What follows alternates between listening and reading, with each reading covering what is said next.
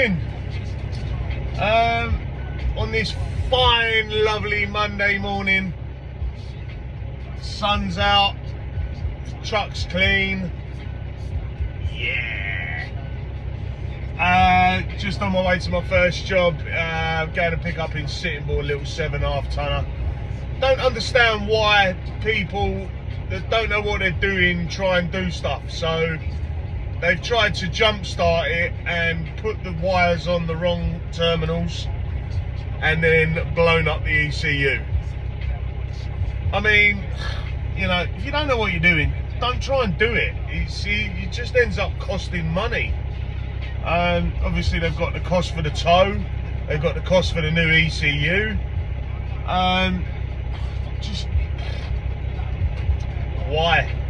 Don't understand why, but is what it is.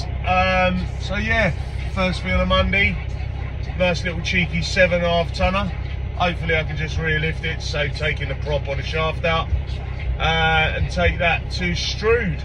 So yeah, we should have a nice easy morning. Right, so we're going to do a rear lift on this one. What I've done, I've got on the springs, and then what we do, we chain over but chain backwards the opposite way, and then when we slew it out, you watch the chains. Nice and tight. Lovely, jubbly. Then we bring it back in.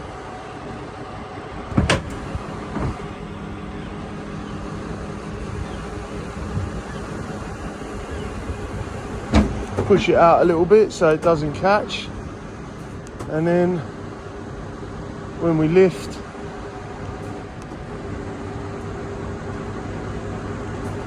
nice, fucking lovely. So then we strap the steering, we get our light bulbs and strap the light bulb on, and we are done. And there you have it. So we got our lights on, bit of lightage, got a bit of chainage underneath with the old, on the old springs, and nice bit of strappage in there, and a bit of lightage on the back, and this one all the way to a nice and sunny Strood.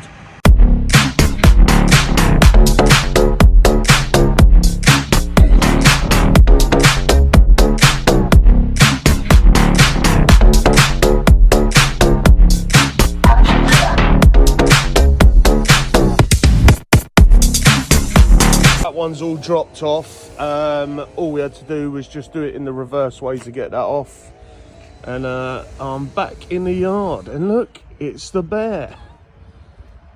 Anyone that don't know about this one was the colour scheme's based on a 1970s American TV series where a guy went around America with a pet monkey which was called Bear.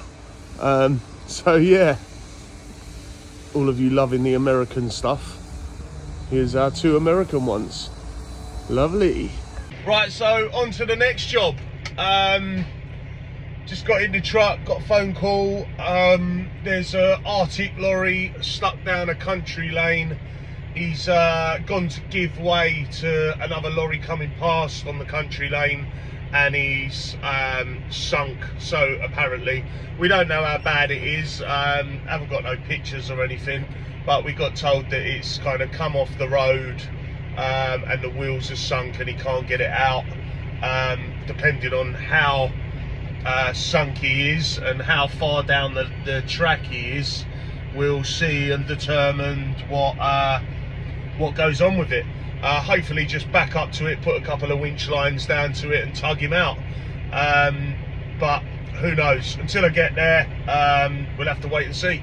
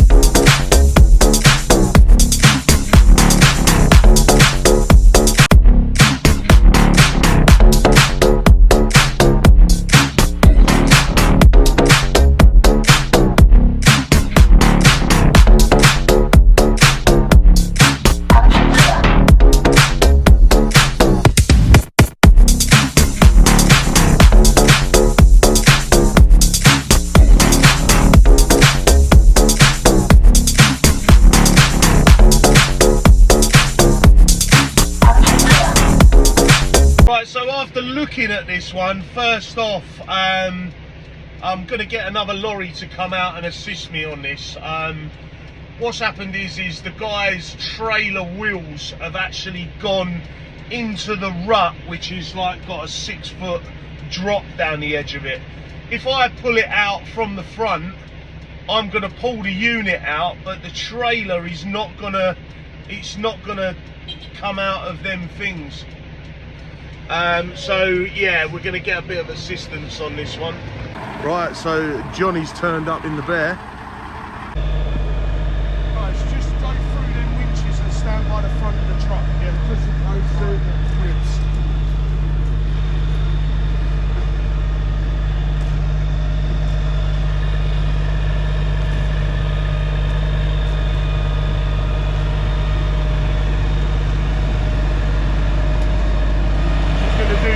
First, yeah? Yeah.